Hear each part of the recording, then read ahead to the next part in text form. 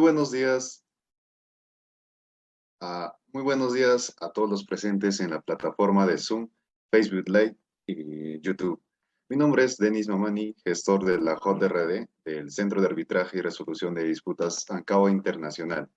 En el CAR ANCAO Internacional venimos desarrollando cada sábado webinars académicos con el fin de fortalecer las capacidades y conocimientos de nuestros usuarios, brindándoles información necesaria y que estos son desarrollados por expertos en la materia. El día de hoy tenemos como invitado a un especialista en arbitraje de inversiones, al doctor Óscar Barreto Linares, quien compartirá su valiosa experiencia sobre el tema Introducción al arbitraje de inversiones. ¿Cómo está, doctor? Muy buenos días. Estimado Denis, buenos días. ¿Cómo te va? Todo bien, doctor. Bueno, el doctor Enrique Barreto Linares tuvo formación como abogado en la Universidad Nacional Emilio Valdizán en el 2006. Es egresado de la Maestría de Solución de Conflictos por la Universidad San Martín de Porres. Tiene estudios, formación como árbitro de la Cámara de Comercio de Lima. Tiene una especialización en lo que es arbitraje de contrataciones con el Estado.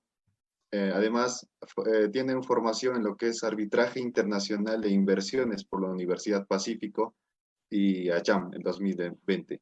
Es así que damos inicio a esta ponencia. Solo recordarles a los participantes que mantengan su micro apagado y video, y a la vez que las preguntas se desarrollarán al final de la ponencia, tanto en Facebook o en la plataforma Zoom. Muchas gracias. Adelante, doctor. Puede usted empezar.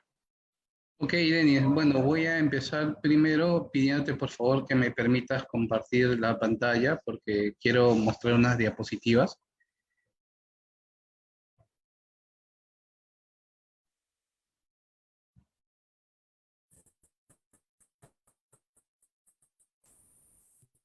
Adelante, doctor. Usted ya puede compartir las pantallas. De acuerdo. Ok. Perfecto. Bueno, muy buenos días con todos los presentes. Vamos a dar inicio a una charla que espero que pueda servir de aliciente para que ustedes investiguen un poco más, porque lo que pasa es que tratar en una hora todo lo relacionado al arbitraje de inversiones es muy complicado. Son muchos aspectos y muchos puntos que tienen que tenerse en consideración. Y sin embargo, hoy día vamos a mirar de manera genérica lo que es el arbitraje de inversiones. Quiero que ustedes se fijen en esto de acá, por favor, en la diapositiva, que ahorita ya la voy a poner. Mira, el título de la ponencia de hoy lo ha modificado un poco y la denominé Arbitraje de Inversiones at a Glance. Vamos a ver así rápidamente, deteniéndonos en algunos puntos sobre qué es el arbitraje de inversiones y los elementos que intervienen en por así decirlo. Vamos acá, en la primera diapositiva. Ok, yo he dividido la charla de hoy, el webinar, en 5 aspectos principales. El primero es la definición, el segundo es la responsabilidad internacional del Estado, el tercero es el estándar de trato justo y equitativo, el cuarto vendría a ser el de expropiación en arbitraje internacional, y por último, el quinto punto es el de ejecución de laudos arbitrales. Entonces vamos a empezar con el primero. Por favor, definición. Vamos por acá. Ok. Miren, el arbitraje de inversiones.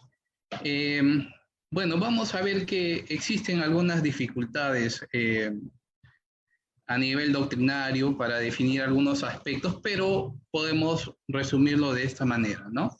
Dice, investment arbitration is a procedure to resolve disputes between foreign investors and host states. Esta definición la pueden encontrar en el enlace que estoy poniendo acá como nota a pie, y yo les puedo proveer posteriormente los enlaces para que ustedes lo puedan revisar. Entonces, ¿qué quiere decir? ¿No? Arbitraje de inversión es un procedimiento que busca resolver disputas entre inversores extranjeros y estados receptores, host states, ¿no? Considero importante hacer una mención en este momento sobre las facultades que tiene el Estado, las potestades que tiene el Estado dependiendo de la actividad que busque regular. Por ejemplo, voy a ser más preciso. Vemos que el Estado tiene dos potestades, básicamente, o sea, si es que hablamos de su participación en los contratos o de ordenamiento de la vida civil y del sistema jurídico. Tenemos el primero que es iuri gestionis y el segundo que es iuri imperi, ¿no? O iure. ¿Ok? El primero está relacionado con la capacidad que tiene el Estado, la potestad para contratar. Por ejemplo, si es que vamos dentro del ámbito nacional, tenemos que existe una ley de contratación del Estado, existe un reglamento. En este caso, el Estado no hace uso de su ius imperii, o sea, no ejerce un mandato, una obligación, digamos, una potestad sancionadora con respecto a las personas con las que contrata, ¿no? Sino que contrata, digamos, como una entidad privada en igualdad de condiciones y no está premunida de las facultades sancionadoras que normalmente sucede cuando sí regula, digamos, los tributos o el derecho penal, entre otros aspectos más, donde sí hace uso de su potestad sancionadora.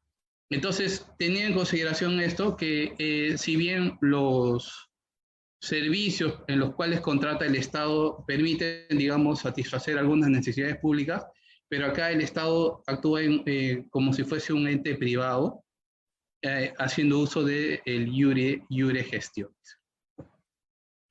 Ok, acá está una definición mayor, a ver, lo voy a leer. El Estado participa en los contratos, un momentito, quiero ver esto, por favor, sin ejercer su posición soberana, ¿no? Eso caracteriza al iure gestionis. El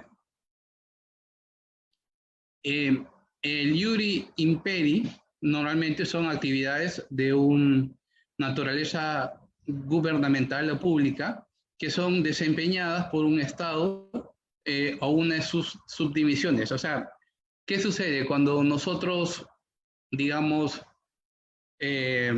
cuando el Estado participa en la contratación? Puede hacer puede participar, mejor dicho, cualquiera de las dependencias estatales, en el caso de que se trate de contratos, pues como les digo, sin ejercer una posición soberana, ¿no? Pero no necesariamente el gobierno central es el que contrata, pueden contratar diferentes gobiernos locales, pero actúan en representación del Estado, por ejemplo. Y en cambio, en el iure imperi, también tenemos que existe una inmunidad estatal, porque el Estado viene a ser soberano, pero en el caso de los contratos, en las contrataciones, como ya se señaló, el Estado no interviene haciendo uso de esta potestad.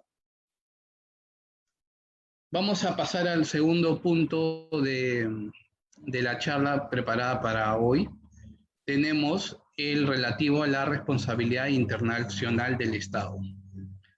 O sea, como yo les señalaba, en los contratos, digamos, el Estado interviene en igualdad de condiciones y, por tanto, es pasible de responsabilidades, ¿no? Vamos a tener como referencia la resolución 5683 de las Naciones Unidas, donde se regula, pues, la responsabilidad del Estado, y yo lo voy a compartir con ustedes en un momento, me van a disculpar, voy a achicar un poquito la diapositiva para poder mostrarlo, porque esto lo debo tener por acá. En todo caso, a ver, déjenme ubicarlo, pero hasta que yo lo ubique, vamos viendo esta resolución. ¿Qué es lo que dice acá la resolución 5683? Dice, elementos del hecho internacionalmente ilícito del Estado. Hay hecho internacionalmente ilícito del Estado cuando un comportamiento consistente en una acción u omisión es atribuible al Estado según el derecho internacional y constituye una violación de una obligación internacional del Estado. Ya vamos a comprender un poco más revisando el artículo 3, que dice, la calificación del hecho del Estado como internacionalmente ilícito se rige por el derecho internacional. Tal calificación no es afectada por la calificación del mismo hecho como lícito por el derecho interno. Entonces, nosotros tenemos que cuando se realizan algunos contratos o el Estado contrata con inversores extranjeros, tiene que remitirse a los usos y a las normas que puedan existir con respecto a lo que se considera hecho lícito e ilícito y que podría implicar responsabilidad por parte del Estado. Seguimos por acá. El artículo 4. Este punto, por ejemplo, es bastante citado, entre otras normas, para tratar los temas de expropiación, cuando de repente el Estado se realice una expropiación lícita, directa o indirecta, de algunas inversiones extranjeras. Pero quiero que leamos el artículo número 4. Dice, comportamiento de los órganos del Estado. Se considerará hecho del Estado según el derecho internacional el comportamiento de todo órgano del Estado, ya sea que ejerza funciones legislativas, ejecutivas, judiciales o de otra índole, cualquiera que sea su posición en la organización del Estado y tanto si pertenece al gobierno central como a una división territorial del Estado. Es decir, no solo, digamos, los gobiernos regionales, locales, sino en ocasiones las personas que cuentan con una potestad otorgada por el Estado para actuar en su representación.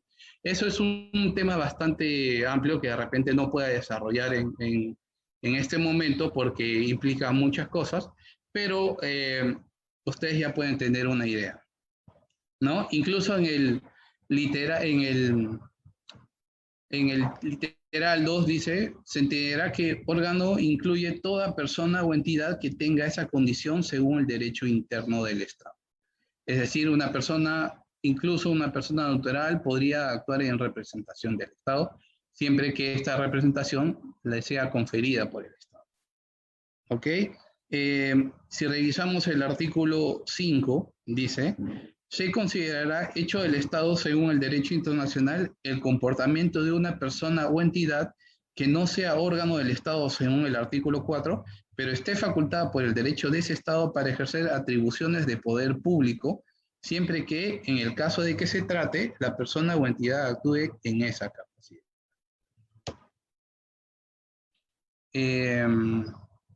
Al final de la charla podemos detenernos para desarrollar esto un poco más. Seguimos con el tercer punto del webinar de hoy, trato justo y equitativo. Acá vamos a revisar también un artículo que me pareció bastante interesante, presentado por una universidad de Chile, en el cual se desarrolla, digamos, todo este aspecto de trato justo y equitativo, porque tenemos que es un concepto que no ha sido definido legalmente, ya sea en tratados internacionales o en estudios que puedan permitir conocer a exactitud de qué se trata el trato justo y equitativo, sino que es analizado y comprendido según cada caso particular, ¿no? Pero con respecto a este punto, yo he dividido esta parte del webinar en tres subpartes, ¿no? La primera, relacionada con el origen y definición. Vamos a revisar un poco cuáles son los conceptos de justicia y equidad y vamos a revisar el origen de este estándar de trato justo y equitativo en los acuerdos internacionales. Vamos a conocer cuál es la visión actual y vamos a ver su relación con el derecho internacional. Entonces, continuamos. Primero, es necesario hacer un desarrollo de los conceptos de justicia y equidad porque es una pieza fundamental de este estándar, ¿no? De trato justo y equitativo. Entonces, siguiendo algunos estudios que se han hecho sobre esto para poder determinar, llegar a lo que es el trato justo y equitativo, primero revisamos el digesto de Justiniano, donde dice: el derecho es justicia, el derecho es el arte de lo bueno y lo equitativo. Todas las virtudes están comprendidas en la justicia. En definitiva, la verdadera justicia es el arte de dar lo justo o hacer dar lo justo a un individuo, basándose en los principios del arte del derecho, sin tener ningún tipo de discriminación o preferencia hacia ninguna persona, ya que todas las personas deben ser tratadas sin ninguna discriminación o preferencia, ya que así se estaría dando una justicia falsa y no sería dar a cada uno lo suyo, sino dar a él lo que le toque dependiendo de su clase social o raza. Entonces, acá tenemos una definición de justicia, ¿no? Que dice: es el arte de dar lo justo o hacer dar lo justo a un individuo. Normalmente nosotros comprendemos que la justicia está plasmada en las normas, que es uno de los ideales del Estado y una de las funciones que ejerce el Estado a fin de ordenar, digamos, lo relativo a los derechos y obligaciones y a la protección de los derechos de los individuos y de las entidades jurídicas que forman parte de determinado Estado, ¿no? Entonces, digamos que la justicia pues está relacionada con el arte de lo bueno y lo equitativo. Pero ¿qué quiere decir equidad? Dentro de todas las definiciones que pueden existir, vamos a revisar la definición de la Real Academia de la Lengua, que dice que equidad es la bondadosa templanza habitual, propensión a dejarse guiar o a fallar por el sentimiento del deber o de la conciencia, más bien que por las prescripciones rigurosas de la justicia o por el texto terminante de la ley. Entonces, ¿qué quiere decir? Que si bien, digamos, el Estado regula la protección de los derechos, así como los derechos y obligaciones, normalmente las normas en determinados casos no son completamente justas, por así decirlo. Por eso es que se recurre a la equidad. Por eso es que tenemos que acá dice propensión a dejarse guiar o a fallar por el sentimiento del deber o de la conciencia, más bien que por las prescripciones rigurosas de la justicia. Es decir, la equidad sirve como un contrapeso, se podría decir, a fin de brindar de tutelar de mejor manera los derechos de las personas que estén involucradas en un conflicto, ¿no? Acá tenemos un resumen, digamos, una frase que es un resumen. Lo equitativo es un enderezamiento de lo justo legal. Por eso lo equitativo es mejor que lo justo legal, pero no mejor que lo justo absoluto. Y esta definición se señala que es una definición dada por Aristóteles cuando hacía sus estudios filosóficos o cuando conversaba, digamos, con la población de Grecia.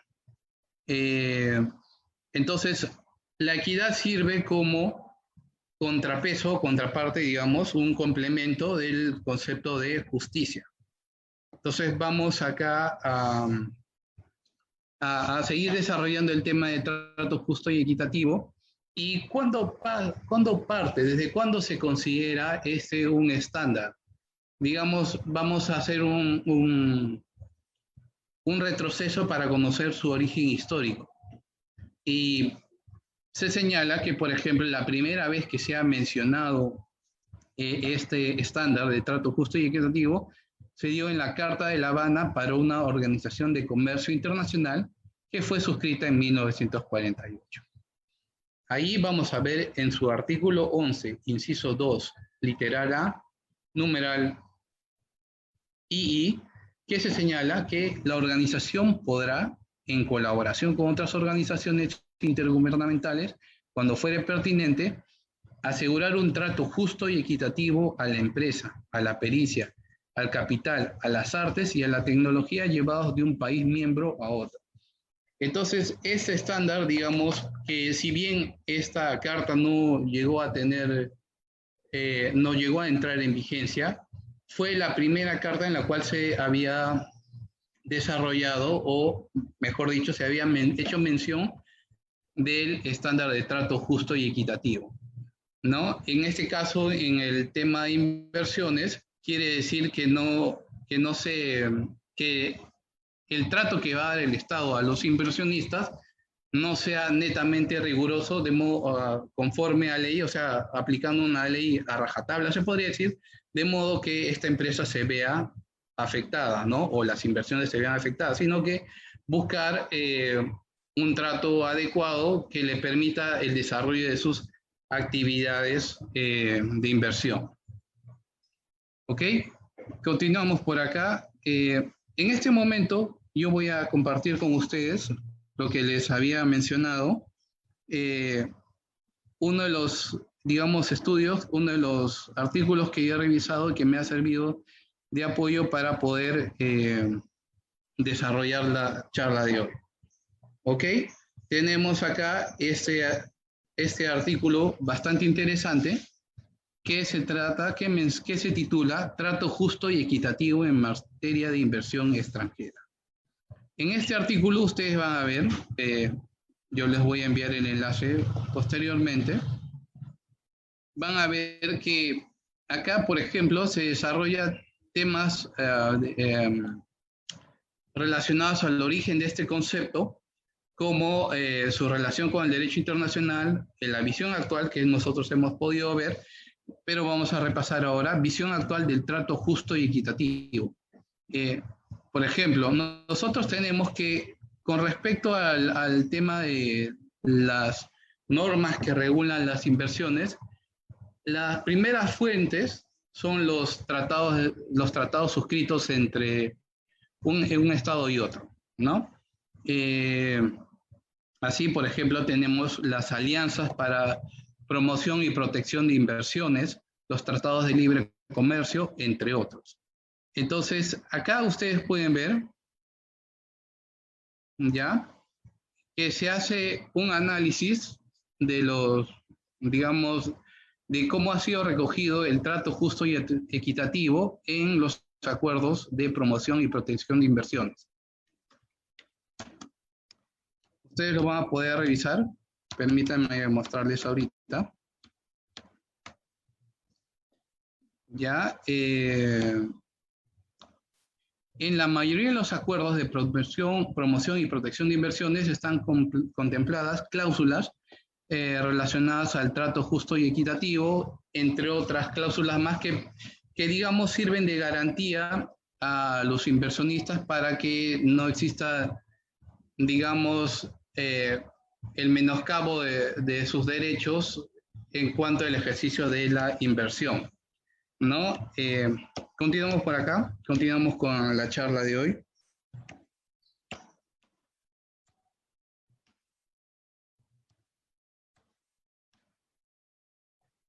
¿Ya? Y uno de los derechos que, por ejemplo, se protege es el derecho a no ser expropiado de manera ilegal, ¿no? Entonces, el cuarto punto del webinar de hoy es el de expropiación en arbitraje internacional. ¿Qué es la expropiación? Nosotros tenemos que existe una definición clásica, digamos, con respecto a este tema.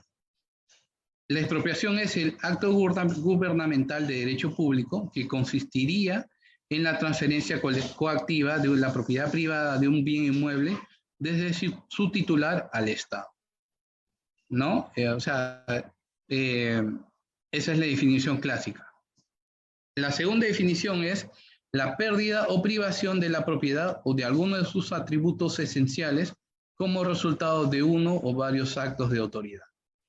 Entonces vemos que esto nos va a dar pie a examinar lo que es la expropiación directa y la expropiación indirecta, que vamos a ver más adelante. tenemos que la expropiación necesariamente es un acto gubernamental que puede ser hecho por cualquier instancia, digamos, estatal, no necesariamente el gobierno central. Pero vamos a ver un poco más en qué consiste. Tenemos que la expropiación puede ser directa o indirecta. La directa es aquella mediante la cual se da la transferencia de la propiedad de una propiedad privada al Estado. Esa es la expropiación directa, el derecho de propiedad.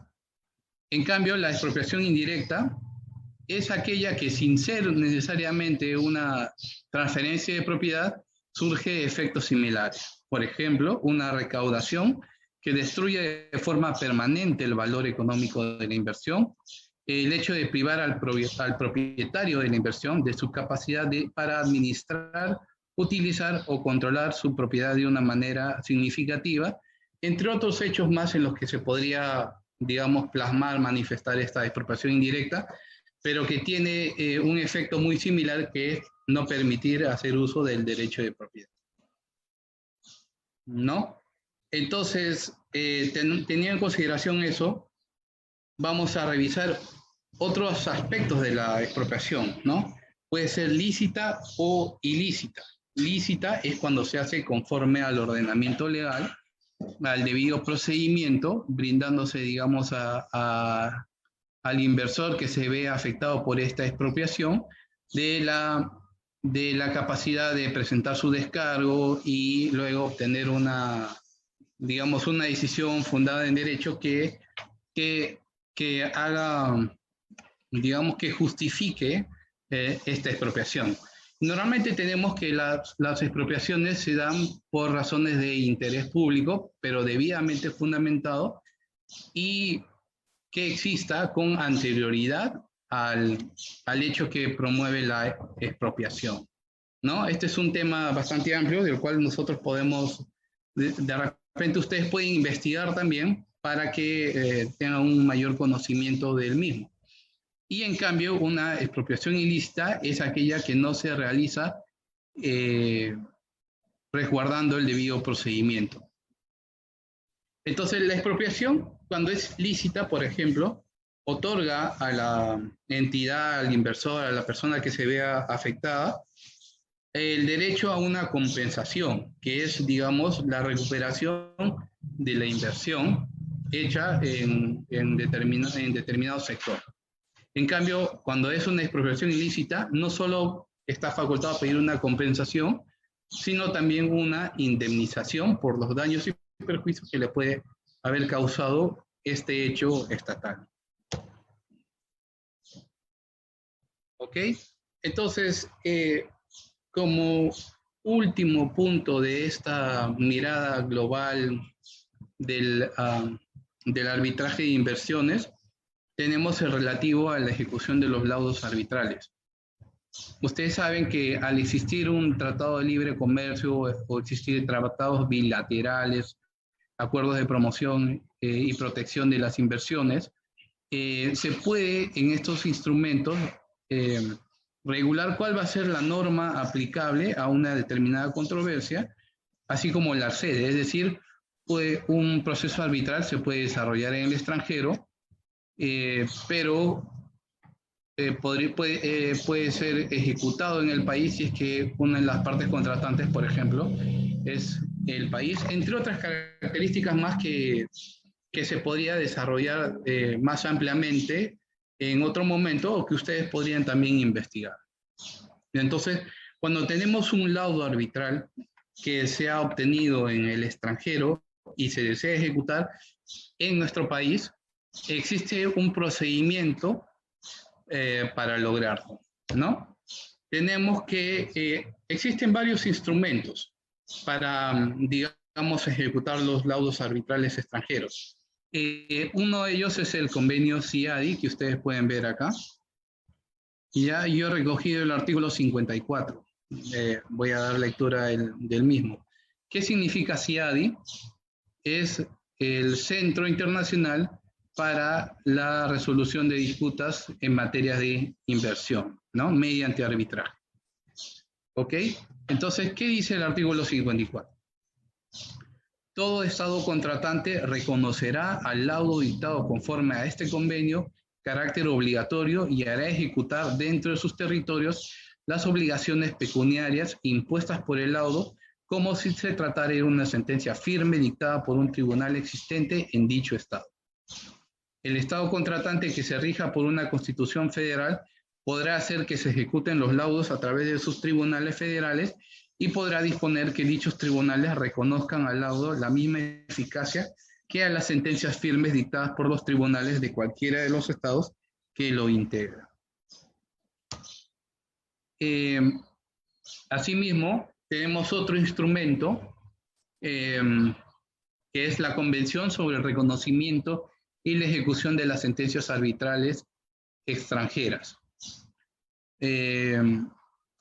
Ambos instrumentos han sido suscritos por el Perú y vamos a dar lectura al artículo 3 de esta convención, que señala: indica que cada uno de los estados contratantes reconocerá la autoridad de la sentencia arbitral y concederá su ejecución de conformidad con las normas de procedimiento vigentes en el territorio donde la sentencia sea invocada, con arreglo a las condiciones que se establecen en los artículos siguientes. Para el reconocimiento o la ejecución de las sentencias arbitrales a que se aplica la presente convención, no se impondrán condiciones apreciablemente más rigurosas ni honorarios o costos más elevados que los aplicables al reconocimiento o a la ejecución de las sentencias arbitrales nacionales. Quiero ahorita remitirme a la ley de arbitraje. Voy a mostrarles ahorita porque tenemos que en la ley de arbitraje, por ejemplo, se hace mención al reconocimiento de los laudos extranjeros. ¿Ok? Entonces vamos a revisar ahorita la ley de arbitraje.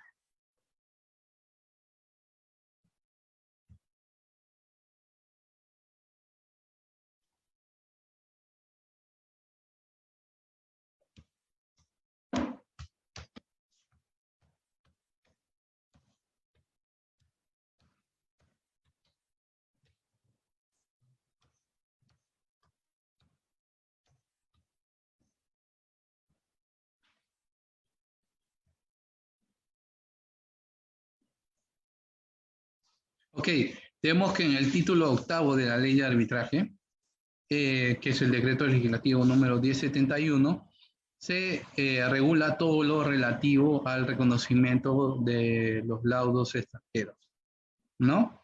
Tenemos que, dando lectura al artículo 74, son laudos extranjeros los pronunciados en un lugar que se halle fuera del territorio peruano. Serán reconocidos y ejecutados en el Perú de conformidad con los siguientes instrumentos, teniendo en cuenta los plazos de prescripción previstos en el derecho peruano. Tenemos el literal A, que es la Convención sobre el Reconocimiento y Ejecución de Sentencias Arbitrales Extranjeras, aprobada en Nueva York el 10 de junio de 1958, del cual ya hice mención y hemos leído el artículo 3. Tenemos la Convención Interamericana de Arbitraje Comercial e Internacional, aprobada en Panamá el 30 de enero de 1975, que es otro de los instrumentos que regulan la ejecución de los laudos arbitrales y que también fue suscrito por el Perú, pero que no hemos dado lectura en esta breve charla. Y otros instrumentos más, como vemos que acá en la ley de arbitraje, por ejemplo, se hace una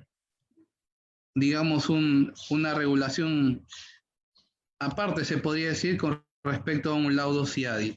Si ustedes ven en la disposición complementaria 14ª, tenemos que se señala: para la ejecución del laudo expedido por un tribunal arbitral del Centro Internacional de Arreglo de Diferencias relativas a inversiones, serán de aplicación las normas que regulan el procedimiento de ejecución de sentencias emitidas por tribunales internacionales, como si se tratare de una sentencia firme dictada por un tribunal existente en cualquier estado, al amparo del convenio sobre arreglo de diferencias relativas a inversiones entre estados y nacionales de otros estados, aprobado en Washington el 18 de marzo de 1965. Entonces, estos instrumentos y otros más que podrían existir de repente si es regulado específicamente en un tratado de libre comercio o en un acuerdo de inversión, eh, son los que regulan la ejecución de los laudos arbitrales extranjeros y se pueden hacer de acuerdo a los requisitos que se señala en la ley de arbitraje, por ejemplo.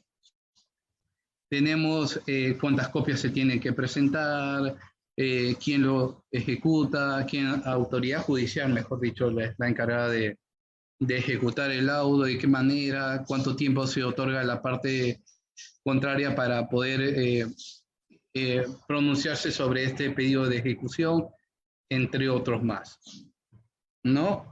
Entonces, con estos aspectos yo creo que ya podríamos, digamos, dar fin a la charla de hoy. Denis.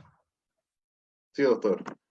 Gracias, doctor. Pues, de acuerdo a su exposición, el arbitraje de inversiones viene a ser un método, un procedimiento, como usted ya lo señaló, de solución de controversias, pero que éstas estén relativas, que sean relativas a lo que son las inversiones, prácticamente entre el Estado receptor de las inversiones y un inversionista nacional de otro Estado. Además, señaló que en este tipo de arbitraje, las controversias que se discuten son de naturaleza legal y tienen que relacionarse o derivarse prácticamente de lo que es una inversión. Por lo tanto, se generan controversias de naturaleza técnica o simplemente sean controversias de naturaleza comercial. Además, como usted lo señaló, este tipo de arbitraje tiene una conformación mixta, ya que es un inversionista que es normalmente un privado y otra un Estado, ¿no? Bien, doctor, atendiendo a las preguntas que tenemos en Facebook, ya lo señaló ya dio a conocer la respuesta a esta pregunta, pero le quisiera compartir y si puede brindar su opinión. René Alatrista nos dice, excelente tema, doctor Oscar. Mi consulta va en el sentido de cuál es la forma de ejecución de los laudos procedentes de un arbitraje de impresiones, como ya lo mencionó, doctor, a qué normativa estaría sujeta y en el caso de que el Estado no pertenezca a ninguna normativa que vincule este tipo de arbitraje. Además, también hace llegar otra pregunta, doctor, pidiendo la opinión acerca de cuál es respecto a los criterios para definir la jurisdicción y la competencia del CIARI. Ok, vamos a remitirnos a la ley de arbitraje nuevamente, que regula lo relativo al reconocimiento y ejecución de los laudos arbitrales. Y quiero detenerme en un punto que no había sido mencionado anteriormente, ¿no? Existen causales de denegación del reconocimiento o ejecución de los laudos, del reconocimiento, mejor dicho, que están contempladas en el artículo 75, inciso 2, literales A al AE, ¿no? Hasta al literal E, que regulan todo lo relativo a esto. Vamos a leer solo a dos nomás porque por una cuestión de tiempo no podemos desarrollar todo, ¿no? Por ejemplo, tenemos que solo se podrá denegar el reconocimiento de un laudo extranjero a instancia de la parte contra la cual es invocada si esta parte prueba, literal A, que una de las partes en el convenio arbitral estaba afectada por alguna incapacidad o que dicho convenio no es válido en virtud de la ley a la que las partes lo han sometido, o si nada se hubiera indicado al respecto en virtud de la ley del país en que se haya dictado el laudo. El literal B, voy a dar lectura ahorita, que la parte contra la cual se invoca el laudo no ha sido debidamente notificada del nombramiento de un árbitro o de las actuaciones arbitrales o no ha podido por cualquier otra razón hacer valer sus derechos. Es decir, estas causales de denegación están relacionadas con el debido procedimiento, que es una de las garantías del proceso arbitral. No obstante, eh, incluyendo las otras causales, tenemos que esta vulneración del debido procedimiento debió haberse hecho de conocimiento durante el desarrollo del proceso arbitral, ¿no? Esa, digamos, ese es uno de los requisitos que se van a pedir en nuestro país para ejecutar los laudos arbitrales extranjeros.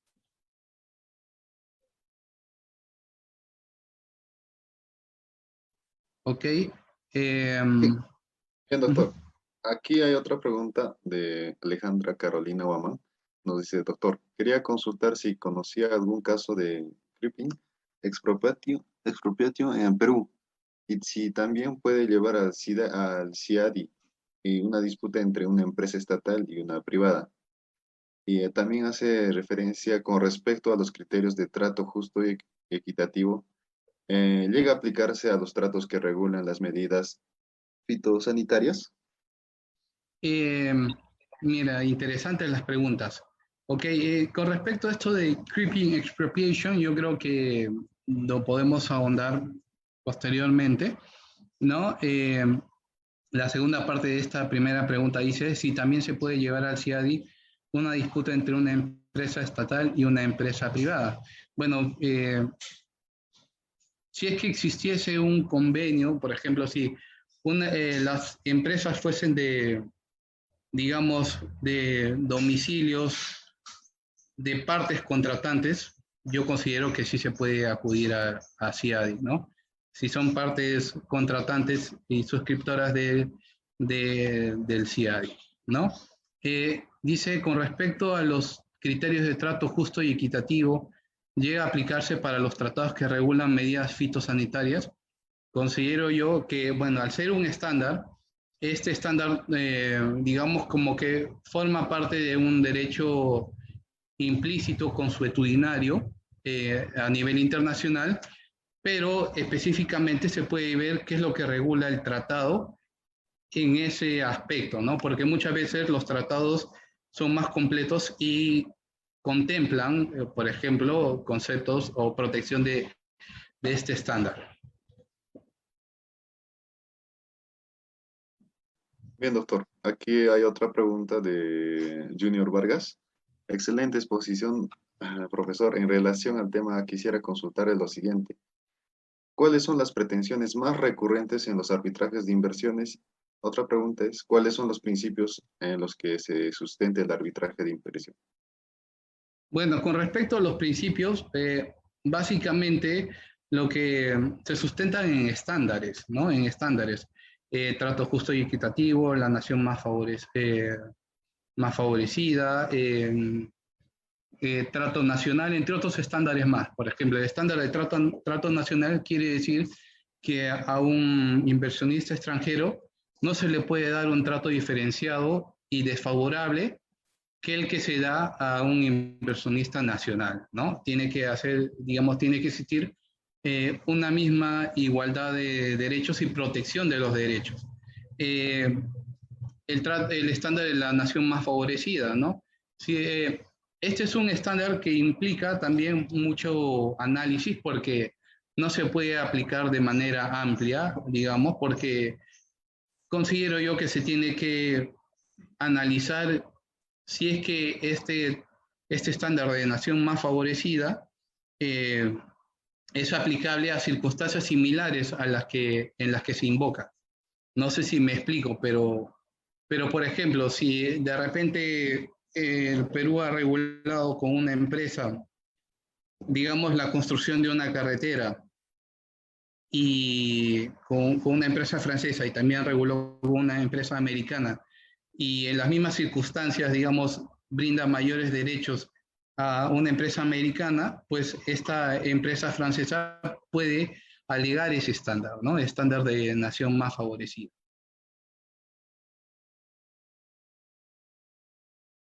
Bien, doctor. Creo que no hay ninguna otra pregunta de parte de los participantes en el Zoom, en el Facebook tampoco. Creo que es momento de culminar, doctor. Agradecerle a usted por su ponencia, fue dinámica y productiva. Y también agradecer a todos nuestros seguidores y a los participantes que estuvieron presentes aquí en la plataforma Zoom y tanto como en Facebook Live. Y bueno, también, doctor, invitarlos de parte del Centro de Arbitraje de Resolución de Disputas ANCAO Internacional a un curso que estamos organizando este 10 de mayo sobre la administración de contratos de construcción en obras públicas. Bueno, doctor, sus palabras finales para cerrar este bloque, doctor. Ok, bueno, muchas gracias, Denis. Como yo había señalado en varios momentos de la charla de hoy, te voy a proveer algunos enlaces con artículos o estudios que les permitan a ustedes ahondar un poco más con respecto a los temas desarrollados hoy. Muchas gracias, doctor. Una vez más agradecerle por su buena voluntad, doctor, de poder realizar esta ponencia para todos nuestros usuarios y agradecerle una vez más a todos los participantes. Bueno, esto es todo y hasta otra oportunidad, doctor. Cuídese. Ok, buenos días. Buenos días.